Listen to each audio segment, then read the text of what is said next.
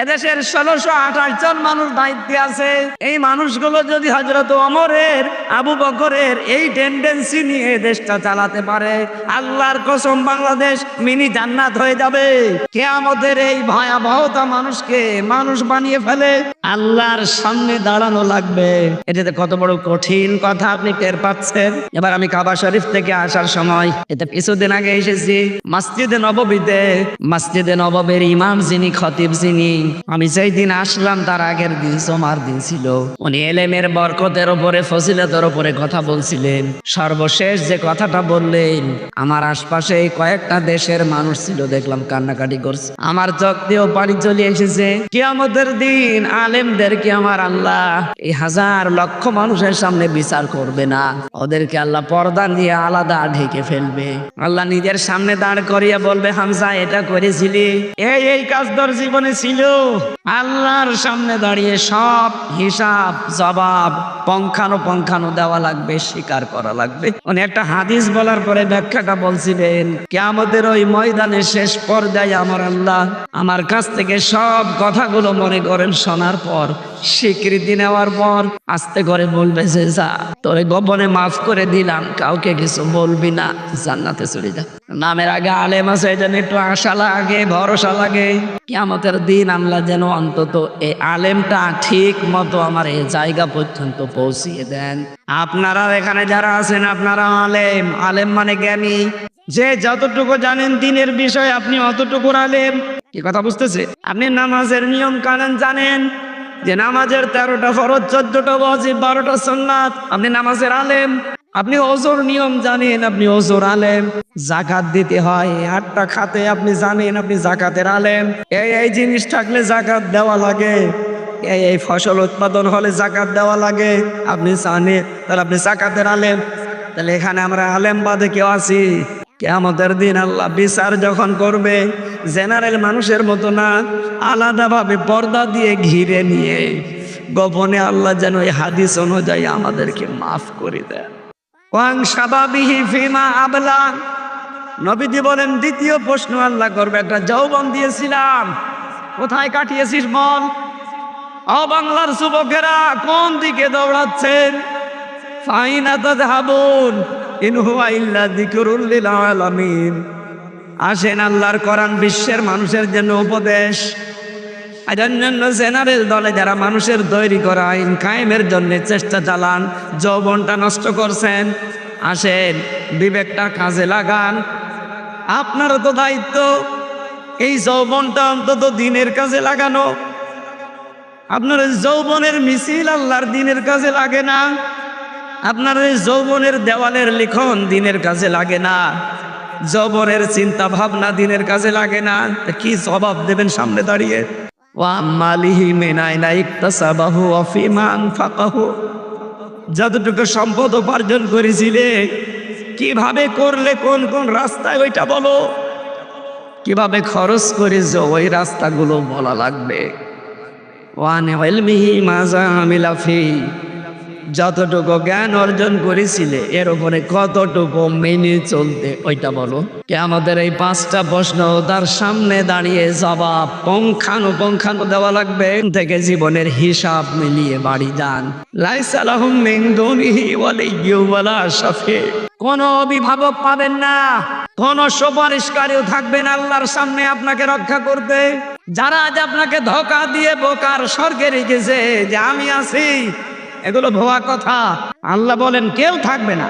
আজ যারা বলে যে কিয়ামতের দিন লক্ষ লক্ষ মুরিদ নিয়ে এক এক পীর সাহেব উঠবে, এগুলো ভণ্ডামি আর বোকামি ছাড়া কিচ্ছু না। কোরআন বলছে আপনি একা উঠবেন, আর পীর সাহেব বলে লক্ষ লক্ষ মুরিদ নিয়ে আসবে। পীরের কথা সঠিক না আল্লাহর কথা সঠিক? এজন্য সব ভরসা বাদ দেন। যারা রেকর্ড শুনছেন, আজকে থেকে নিজের কাজের উপরে আপনি ভরসা করতে পারেন।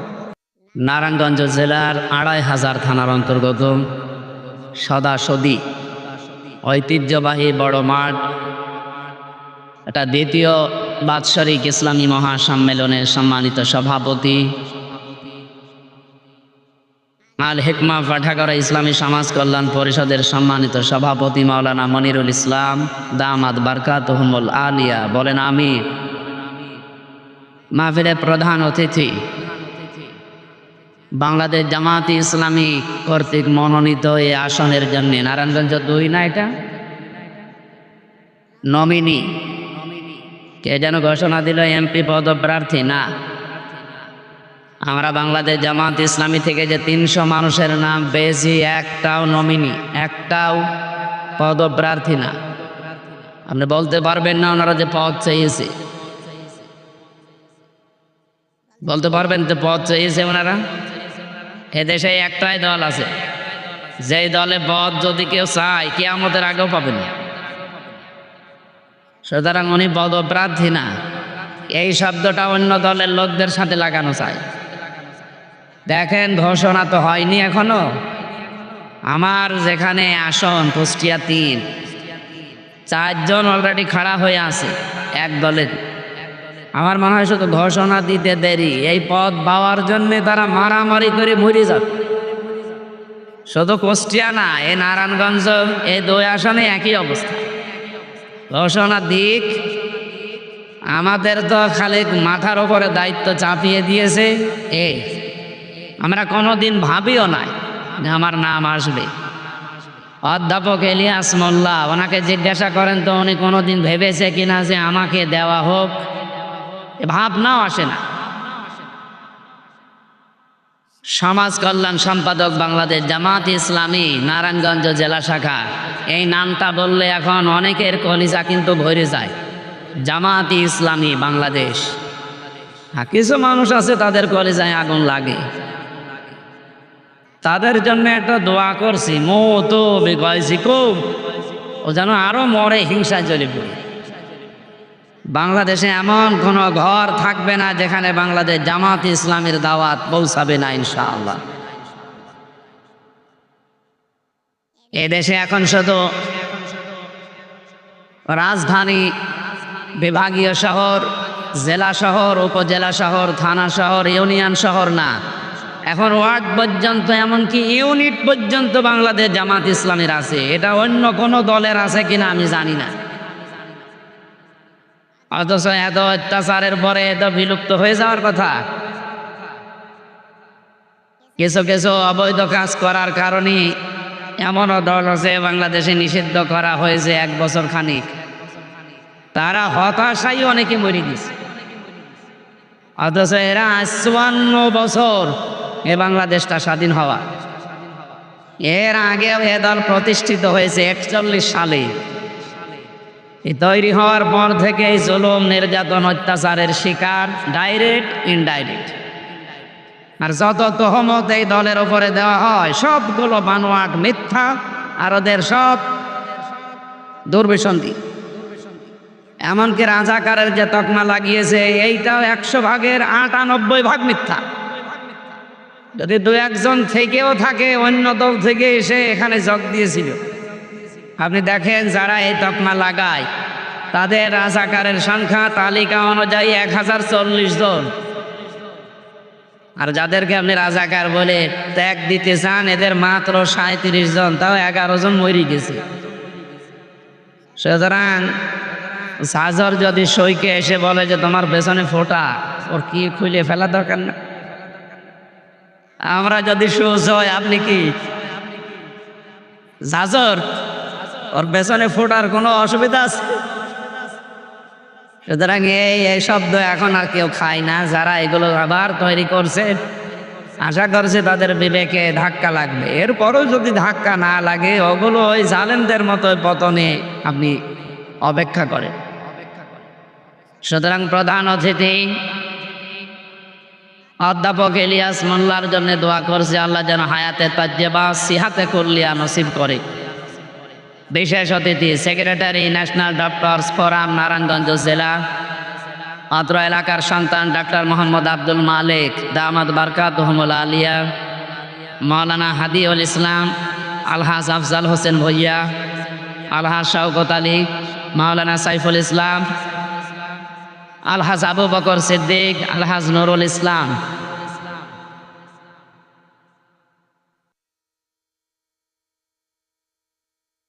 ওকা তো হুজুরও চেনে না।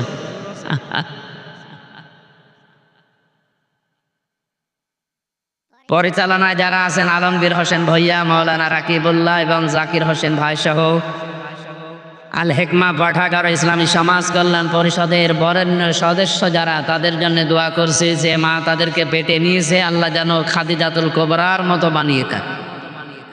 মঞ্চে বসা ওলামা ইকরাম, সামনে বসা মুসলমান ভাইরা, পর্দার আড়ালের সম্মানিতা মা এবং বোনেরা, মেয়েরা আছে,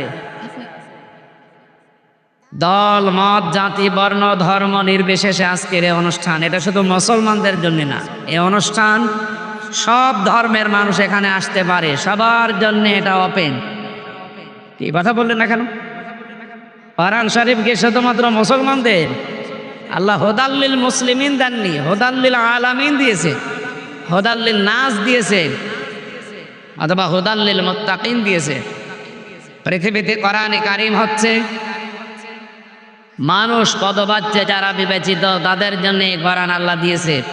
সুতরাং আহ্বান জানাচ্ছি, অন্য ধর্মেরও কেউ যদি আশপাশে থাকে, এই অনুষ্ঠানে যদি এসে থাকেন, আপনাদেরকে ওয়েলকাম, সুস্বাগতম জানাচ্ছি কোরআনের ছায়াতলে আসার জন্য। সেদিন যশোরে এক অধ্যাপক কলেজের, উনি বিসিএস ক্যাডার, ওনারে বলেছিলাম যে স্যার আপনাকে মুসলমান হতে হবে না, আপনি শুধু আমাদের ধর্মীয় গ্রন্থ কোরআন একটু বুঝে পড়বে, আর ইংরেজিতে পড়েন, বাংলায় পড়েন, যে ভাষা আপনার ভালো লাগে শুধু পড়াটা একবার বুঝে বুঝে পড়বেন। আল্লাহরে বান্দা মাত্র 3 মাস কোরআনে কারীম পড়াটা শেষ করে নিজের থেকে মুসলমান হয়ে গেছে। এই জন্য অন্য ধর্মের সে যেই হোক, হিন্দু, খ্রিস্টান, বৌদ্ধ, ইহুদি, এরা তো অভিশপ্ত। তারপরও বলছি, আপনারা আসেন, আমাদের ধর্মীয় গ্রন্থ এটা গতানুগতিক আপনাদের ওই ধর্মগ্রন্থের মতো না, এটা সবার জন্য ওপেন। আপনাদের ধর্মগ্রন্থ শুধু ঠাকুররা, পুরোহিতরা অথবা ধর্মযাজক যারা, তারা ছাড়া কেউ নাড়তে পারে না, আর এইটা সবাই নাড়তে পারবে। পবিত্র হয়ে আসবেন এর কাছে, এইটা একটু শর্ত আছে। যদি বড় কোনো নাপাকি আপনার শরীরে না থাকে, আপনি যে কোনো ভাষায় পড়তে পারেন, কিন্তু আরবি যেটা, এটা ওযু করে পড়বে পাক পবিত্র হয়ে।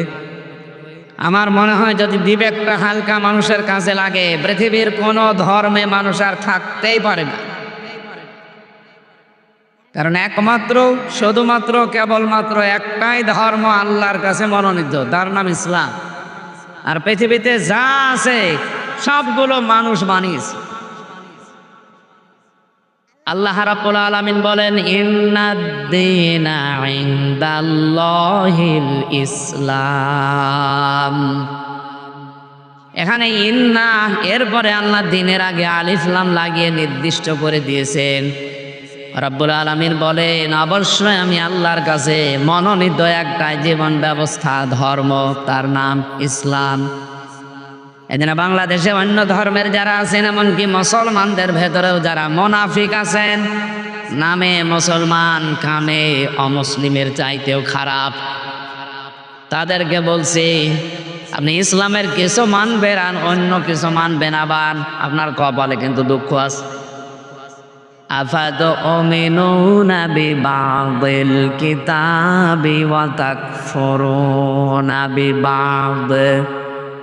এই কিতাবের কিছু মানবে আর কিছু যদি অস্বীকার করো, না মানো, কি হবে তা জানো। ফামা জাযাউ মিনকুম মাইয়াফআলু যালিকা মিনকুম ইল্লা খিজিয়ুম ফিল হায়াতিদ দুনিয়া। আল্লাহ বলেন, এদের শাস্তি, এদের পুরস্কার হিসাবে আমি যেটা দেব, এখানে জাযা শব্দের 2টা অর্থ আপনি করতে পারেন, হয় পুরস্কার অথবা শাস্তি। তাদের এই কাজের কারণে আমি আল্লাহ তাদেরকে যে পুরস্কার দেব বা শাস্তি দেব, তার 1 নম্বরে দুনিয়ার জীবনে অপমান, লাঞ্ছনা, এগুলো ছাড়া সে কিছুই পাবে না। আল্লাহ যদি এতটুকু শেষ করে দিতেন, আয়াতটা আমি পড়তাম না। ওয়ায়াউমাল কিয়ামাতি ইউরাদ্দুনা ইলা শাদ্দিল আযাব। অন্যান্য জাতির মানুষেরা তো জাহান্নামে যাবে, শাস্তির দিকে যাবে, তাদের আল্লাহ আসাধ্য শব্দ দেননি। কিন্তু যে মানুষগুলো কোরআনের কিছু বিশ্বাস করে, কিছু মানে না, দুনিয়ায় তো শান্তি তাদের নেই, মরণের পরে তাদের যন্ত্রণাদায়ক এবং কঠিন কঠোর শাস্তির দিকে আল্লাহ ঠেলে দেবে। এই আয়াতটা পড়লেই কেমন যেন আমার ভয় হয়। এই বাংলাদেশে বহু মানুষ আমরা এই আয়াতের ভেতরে এখন অলরেডি ডুবে আছি। এই জন্য আহ্বান জানাচ্ছি, আসেন মুনাফিকে যেন আমরা না করি। মুসলিম দাবি করার পরেও আপনার কাছে কেন নামাজের কথা বললে ভালো লাগে, রোজার কথা বললে ভালো লাগে, কিন্তু আল্লাহর এই জমিনে তার বিধান কায়েমের কথা বললে আপনার কাছে রাজনীতি মনে হয়, ধান্দাবাজি মনে হয়? আমার মনে হয় আপনার ইমানের সমস্যা আছে। এই যে ইমানের সমস্যা আছে, এটা কি আমি নিজে বানালাম? বলেন বলেন। কোরআনে কারীম জানিয়েছে, আনাকিমুদ্দিন ওয়ালা তাতাফাররাকু ফি, এ জমিনে আল্লাহর বিধান কায়েম করো, এখানে কোনো মত পার্থক্য করা যাবে না। হে নবী, আপনাকে শুধু না, বড় বড় নবীর নাম আমি এখানে পড়েছি। হযরতে মূসা, ইব্রাহিম, হযরতে ঈসা, নূহ, এত বড় বড় নবীর নাম নিতে নিতে আল্লাহ মুহাম্মদ রাসূলুল্লাহকে একই নির্দেশ দিয়েছে। আমার এই ছোট্ট জীবনে আমি যত নবীর জীবনী পড়েছি, শুধু 2 জন নবী বাদ দিয়ে কোন নবীর জীবনীতে আমি দিন কায়েম ছাড়া অন্য কিছু পাইনি। হযরত আদম আলাইহিস সালাম এবং সুলাইমান নবী, এই 2 জন বাদ দিয়ে যত নবীর জীবনী আমি পড়েছি, প্রতিটি নবীকে আল্লাহ ডাইরেক্ট ইনডাইরেক্ট এই আদেশ দিয়েছিলেন, আন আকিমুদ্দিন, যে আমার বিধান কায়েম করো। হ্যাঁ, হে নবী, আপনি এই রাস্তায় মানুষকে ডাকেন, ভালো করে শোনেন। আজ আমরা নামাজের কথা, রোজার কথা, পাশাপাশি দিন কায়েমের কথা বললে যারা রাগ করেন, যাদের মন খারাপ হয়, যারা রাজনীতি মনে করে অন্যদিকে চলে যান, যারা মনে করেন এরা আমাদের মতো ধান্দাবাজ, তাদেরকে বলছি, কাবুর আলালে মুশরিকিনা মা তাদউহুম ইলাইহি। হে নবী, আপনি যেদিকে মানুষকে ডাকেন, আসলে আল্লাহর বিধান কায়েম করি, এটা শুনলে সব চাইতে বেশি মন খারাপ হবে, রাগ করবে মুশরিকরা। কারা? বলেন বলেন। যারা শিরিক করে আমরা তাদেরকে মুশরিক বলি। সুতরাং এই 56,000 বর্গ মাইলের 630টা থানা নিয়ে এই বাংলাদেশ এখন তৈরি করা, 64টা জেলা। আল্লাহর কসম, যারা দিন কায়েমের কথা শুনলে মন খারাপ হয়, রাগ করেন, আপনি বুঝবেন আপনার দ্বারা কোনো না কোনোভাবে শিরিক হচ্ছে। শিরিক করলে যেহেতু মানুষ মুশরিক হয়ে যায়, আর মুশরিকদের কাছে আল্লাহর দিন কায়েমের কথা শুনলে খারাপ লাগবে। এটাকে আমি নিজে বানালাম? বলেন বলেন। এখন যদি প্রশ্ন করেন, কয় আমার তো দ্বারা শিরিক হয় না, আপনি টের পাচ্ছেন? শিরিক যদি না হবে, আপনি যদি মুশরিক না হবেন, তা আপনার কাছে দিন কায়েমের কথা শুনলে রাগ হবে কেন? কি কথা বলেন না কেন? আপনার তো রাগ হওয়ার কথা না। যদি রাগ হয়, বুঝবেন আপনি মুশরিক। আর যদি রাগ না হয়, মনে করবেন আপনার ভেতরে একটা কাজ আছে। কি কি আছে? না না। এর পরের শব্দের দিকে তাকান, সূরা শুরার 13 নম্বর আয়াতের শেষের দিকে আছে, আল ইয়াজতাবি ইলাইহি মাইয়াশা। আল্লাহ পাক বলেন, দিন কায়েমের জন্য আমি সবাইকে পছন্দ করি না। যাকে আমার ভালো লাগে, যাকে আমি মনোনীত করি, যাকে নির্বাচিত করি, যাকে আমার পছন্দ হয়, এই মানুষটাকে আমি আল্লাহ দিন কায়েমের জন্য কর্মী বানিয়ে ময়দানে ছেড়ে দেই। কিন্তু কে সে? ওয়াহদি ইলাইহি মাইয়ুনিব, যে মন থেকে আল্লাহর দিকে ফিরে আসতে চায়। এই বাংলাদেশে 18 কোটি মানুষ সবাই কি দিন কায়েম হোক এটা চায়? বলেন বলেন। নারায়ণগঞ্জবাসী যারা চায় এ জমিনে আল্লাহর দিন কায়েম হোক, তারা যারা বিশ্বাস করে আল্লাহ তাদেরকে ভালোবেসেছে। আপনাকে একটা সুসংবাদ শোনাই। সূরা আরাফের 46-47 নম্বর আয়াতের তাফসীর পড়তে গিয়ে আমি পেয়েছি, কিয়ামতের দিন আল্লাহ একটা প্রাচীরের ওপরে কিছু মানুষকে দাঁড় করিয়ে রাখবে। এটা আরাফ নামক প্রাচীর। এই মানুষগুলোকে আল্লাহ জান্নাতেও দেবে না, জাহান্নামও দেবে না। সাহাবী প্রশ্ন করলেন, হে নবী, এদেরকে আল্লাহ জান্নাতে দিচ্ছে না কেন? এই ছেড়াই কি আশ্চর্য! ভাই কোথায় যান? আমার ওয়াজের ভেতরে রেখে আপনি চলে যাচ্ছেন মানে? হ্যাঁ, ওটা ওটি করলে তার খবর আছে। বসে 1 ঘন্টা সময় দেওয়া যাবে না?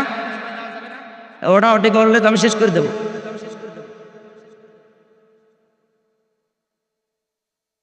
নারায়ণগঞ্জবাসী, যে কথা তুলেছিলাম, এখান থেকে একটা শিক্ষা নেওয়া লাগবে। আজ 18 কোটি মানুষ দেশে সবাই এই দিন কায়েম হোক চাচ্ছে না।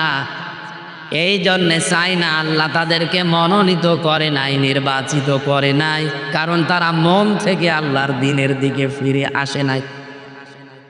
যারা ফিরে এসেছে আল্লাহ তাদেরকে দিন কায়েমের পথে লাগাবেন। এই কথা বলেন এখানে।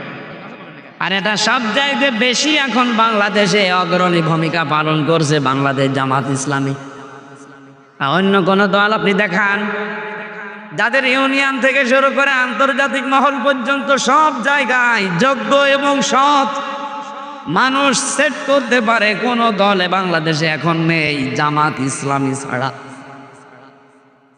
অন্যান্য দল যদি আসেও তারা সব জায়গা কন্ট্রোল করা এখনো সম্ভব না।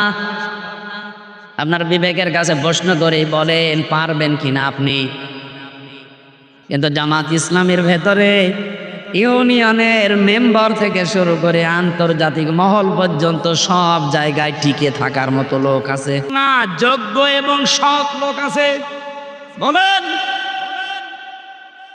নবীজির হাদিস হচ্ছেন ইবনে ওমর রাদিয়াল্লাহু তাআলা আনহু قال قال النبي صلى الله عليه وسلم ফাত্তাবিউস সিওয়াদাল আযম। মুসলিম শরীফের হাদিস।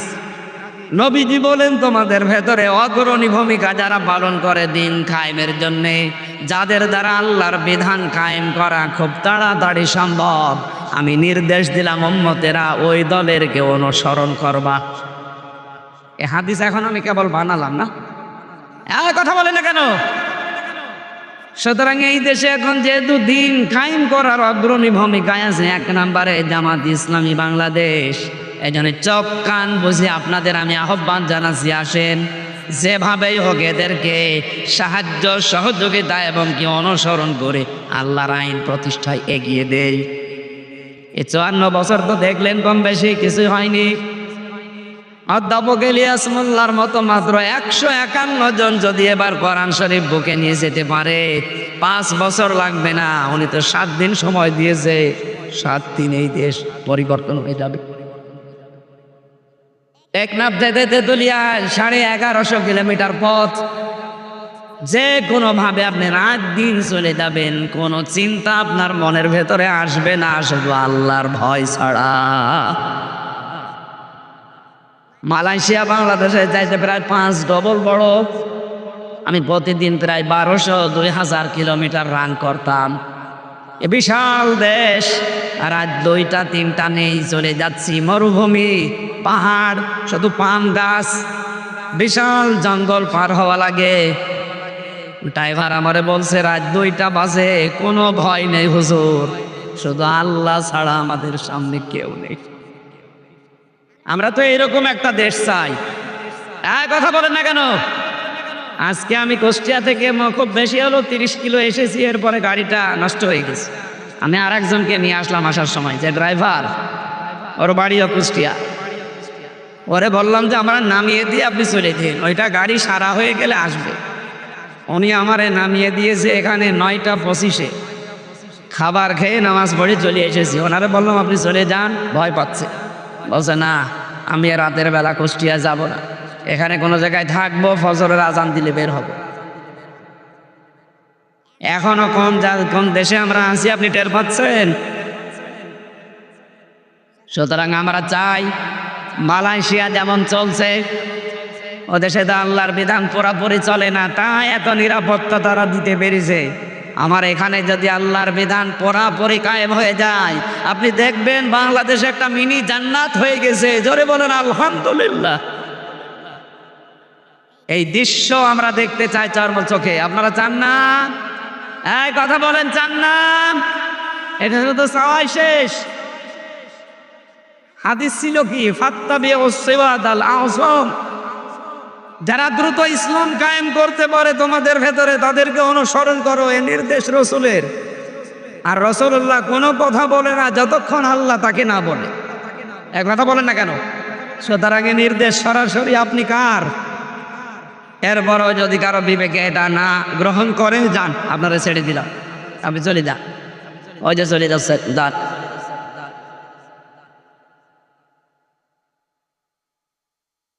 নারায়ণগঞ্জবাসী, সুতরাং এই আয়াতটা পড়লে যেমন আমার ভয় হয়, আপনার শুনলেও তো ভয় হওয়ার কথা যে দুনিয়ায় আমি কিছু মানলাম আর কিছু মানলাম না। দুনিয়াতে তো আমার শান্তি নেই, স্বস্তি নেই, নিরাপত্তা নেই। আর মরণের পরে আল্লাহ যেমন তেমন আযাবে না, ইলা শাদ্দিল আযাব, কঠিন এবং যন্ত্রণাদায়ক আযাবের দিকে নিয়ে যাবে। বলেন নাউযুবিল্লাহ। যেই কথা বলছিলাম সূরা আরাফের এই উদ্ধৃতি দিয়ে, যে আপনাকে আল্লাহ জান্নাতে দিচ্ছে না। সাহাবী বললেন কেন দেবে না? নবীজি বললেন জান্নাতে দিচ্ছে না এই কারণে, কারণ এই লোকটার সব ভালো ছিল, মা বাবার সাথে সম্পর্ক ভালো ছিল না। বলেন তো এরকম মানুষ দেশে এখন নেই? বলেন বলেন। এজন্য আমরা যা করি মা বাবার সাথে সম্পর্ক ঠিক রাখা দরকার। সিস্টেম অপর পৃষ্ঠায় দেখুন। সাহাবী বলেন, হে নবী, আপনি যে বললেন এদেরকে আল্লাহ জাহান্নামে দেবে না, কারণ কি? বিশ্ব নবী বলেন এদের জাহান্নামে দেবে না একটা মাত্র কারণ, তারা জমিনে দিন কায়েমের আন্দোলন করত। সুতরাং হাদিস দ্বারা আপনাদের সুসংবাদ দিচ্ছি, হাজে চলে যাচ্ছে যাক, আমার কোনো আফসোস নেই, কারণ আল্লাহ সবাইকে দিন কায়েমের জন্য মনোনীত করে না। আপনাকে আগে মনোনীত হওয়া লাগবে। আর এমনি এমনি আপনি মনোনীত হবেন না, আপনি এমনি এমনি নির্বাচিত হবেন না। আপনাকে আগে মন থেকে ফিরে আসা লাগবে আল্লাহর দিকে। আল্লাহ এই মন দেখে আপনাকে দিন কায়েমের জন্য নির্বাচিত করবেন। সুতরাং এই দেশে আমরা যারা দিন কায়েমের জন্য অ্যাক্টিভ কাজ